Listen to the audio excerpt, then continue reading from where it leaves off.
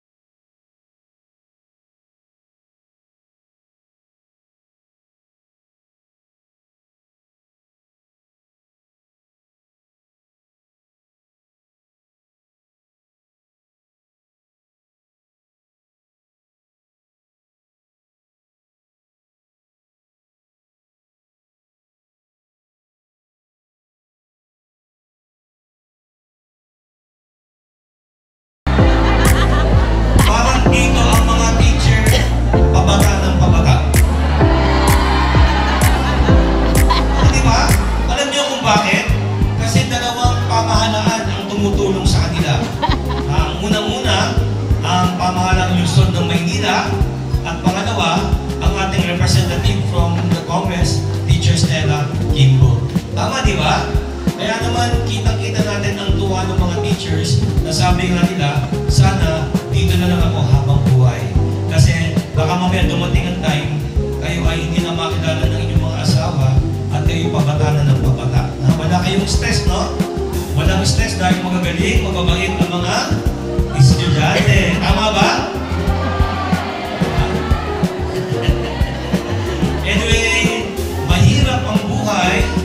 Isa lang po ang susi sa kahirapan kung hindi ang kaalaman. Congratulations sa mga estudyante dahil alam ko ang tagumpay ninyo ay tagumpay ng inyong mga magulang. At ang tagumpay ninyong lahat ay tagumpay po ng pamahalaan Luzon ng Maynila at tagumpay din po ng pamahalaan Luzon ng Marikina. So muli po, binabati po namin kayo sa ngalan po ng pamahalaan Luzon ng Marikina. Congratulations at mabuhay po ang Luzon. Maraming salamat po. Supervisor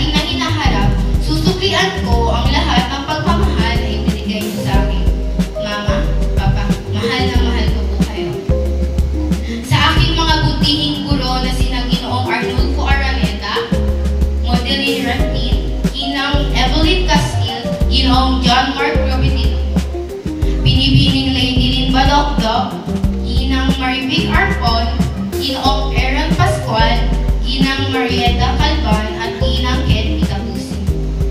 Marami pong salamat sa walang sawang paggabay at pagtulong sa amin. Sa aking gurong tagapayo na si Ginoong Arnulfo Araneta, maraming salamat po. Dahil hindi po kayo nagsawang alagaan ang pangkat at halak. Kahit kadalasan ay sakit sa ulo lang po ang dulot namin. Sa bawat pagkakamali namin, ay sinisigurado mo pong maitama ito.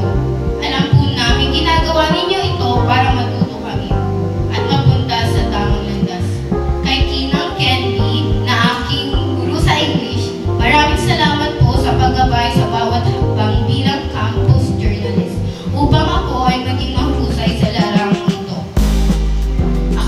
Ako rin po ay buong pusong nagpapasalamat sa aking Filipino at ESP teachers na sina Ma'am Modeline at Ma'am Lidilyn sa kabutihan at suporta sa amin ng inyong mga mag-aaral, aking mga guro na naging pangalawang magulang namin sa loob ng isang panuurong taon. Hindi ko matutumbasan ang inyong sakripisyo at paggabay sa amin. Sa aking mga kaibigan at kamag-aral na naging katuwang ko sa mababang parang ito ng pugoso at pangkat bathala na sinuportahan ako bilang kanilang pangalawang pangulo. Salamat dahil pinasaya ninyo ang huling taon ko sa elementarya. Nag-uumapaw ang kagalakan sa aking puso na kasama ko kayong nagtagumpay sa araw na ito. Sa aking mga kaibigan at na tinuturi kong kapatid, kayo ang naging sandali ko sa bawat sandali na ako'y napabago. Maraming salamat sa inyo. Ating isa-isip na tayong lahat ay may natatanging kakayahan at angking galing. Kung kaya't hindi imposible na darating ang isang araw na makakamit natin ang isang pangarap, ang ating mga pangarap. Bagamat hindi maalis ang mga sagabal sa landas na ating tatahakin, ang lahat ng ito ay malalagpasan natin basta't magtiwala tayo sa ating sarili. Huwag mawalan ng pag-asa at patuloy na manampalataya sa buong may kapal. Napagtanto ko na marami sa atin ay kinukulong ang sarili sa nakaraan, sa mga panahon na tayo ay nagkamali sa buhay. Sabayan pa ang lubos na pag-iisip tungkol sa mangyayari sa inaharap. Kaya tinatanong ang sarili kung ano nga ba ang mangyayari. Ngunit ating tandaan na natural lang ang magkamali sapagkat tayo ay tao rin. Tayo ay matuto mula sa ating mga pagkakamali at bumangon muli. Tayo ay maniwala sa ating kakayahan at maniwala sa planong inilaan ng Panginoon sa atin.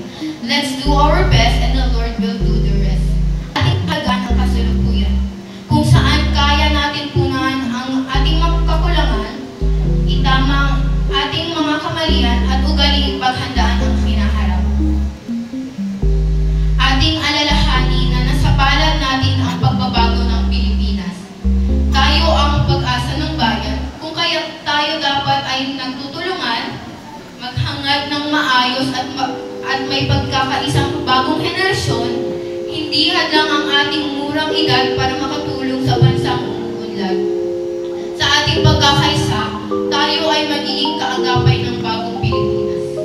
Muli, ikinagagalak ko po na makasama kayong lahat ngayong araw ng ating pagtatapos sa elementarya. Binabati ko kayong lahat. Pagpalain nawa tayo sa pagbuklat ng panibagong pahina ng ating buhay.